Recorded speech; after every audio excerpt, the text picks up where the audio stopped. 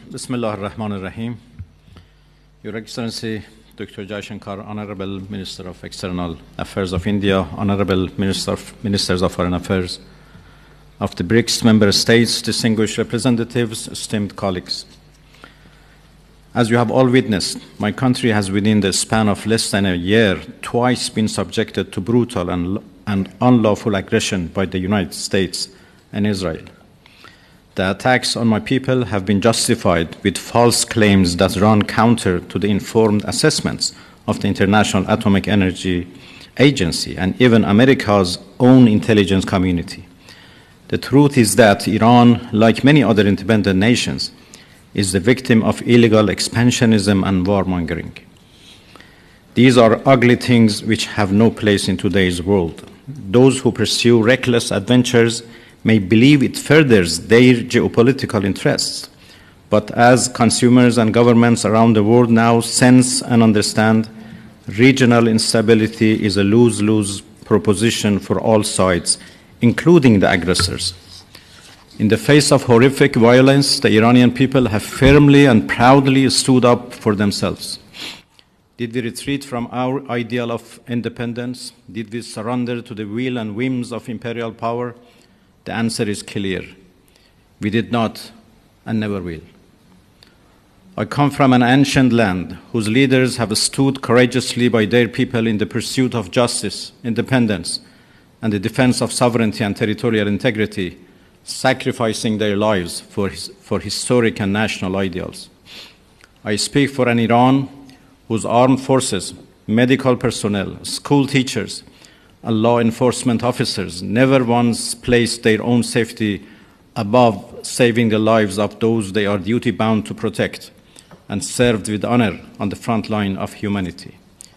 I speak for a people which, under horrific bombardment, chose to stand firm, for the mothers of Minab who did not bend under the grief of losing their children, for young people who refused to let the dust of war erase their bright futures, and for a nation that, despite all pressures, continue to believe in a free, stable, and just world. By now, it ought to be clear that Iran is unbreakable and only emerges stronger and more united when under pressure.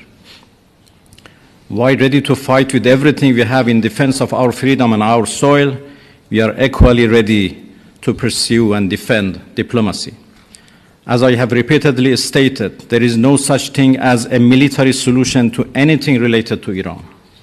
We Iranians never bow to any pressure or threat, but we reciprocate the language of respect.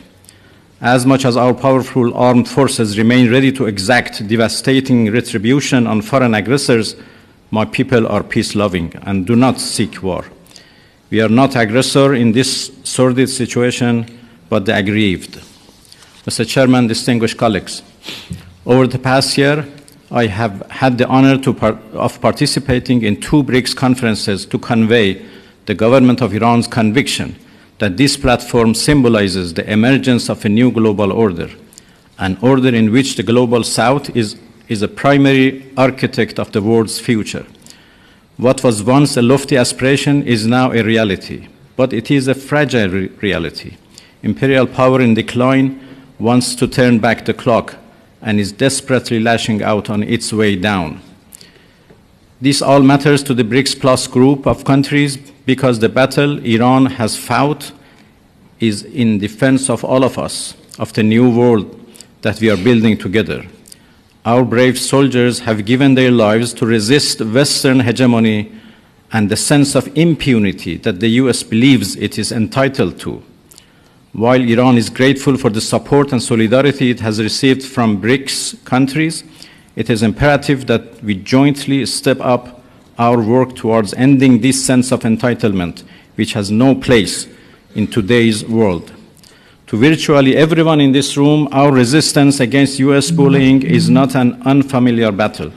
So many of us encounter slight variations of the same repugnant coercion. It is high time for us to jointly step up and work towards making clear that those practices belong in the dustbin of history. Today, our nations are closer to one another than ever before, and we cannot ignore the common and dangerous challenge we all face. history has shown that empires in decline will stop at nothing to arrest their inevitable fates. A wounded animal will desperately claw and roar on its way down.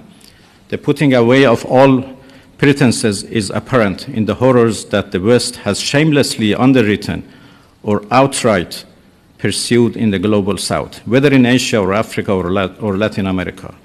What was once framed as unthinkable and decidedly shameful is now either overlooked or openly embarrassed in Western capitals, i.e. horrific genocide, shocking violations of the sovereignty of nations, and outright state piracy on the high seas.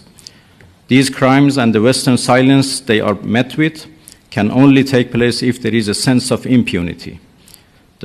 That false sense of entitlement must be shattered by all of us. Iran, therefore, calls upon BRICS member states and all responsible members of the international community to explicitly condemn violations of international law by the United States and Israel, including their illegal aggression against Iran, a member of BRICS, prevent the politicization of international institutions, and take concrete action to halt warmongering and to bring an end to the impunity of those who violate the UN Charter. We believe that BRICS can and must become one of the principal pillars in shaping a more just, balanced, and humane global order, an order in which might can never make right. Nations which stand up for their dignity and independence may endure hardship, but they will never be defeated. Thank you, Mr. Chairman, for your attention. Thank you, Excellency. I would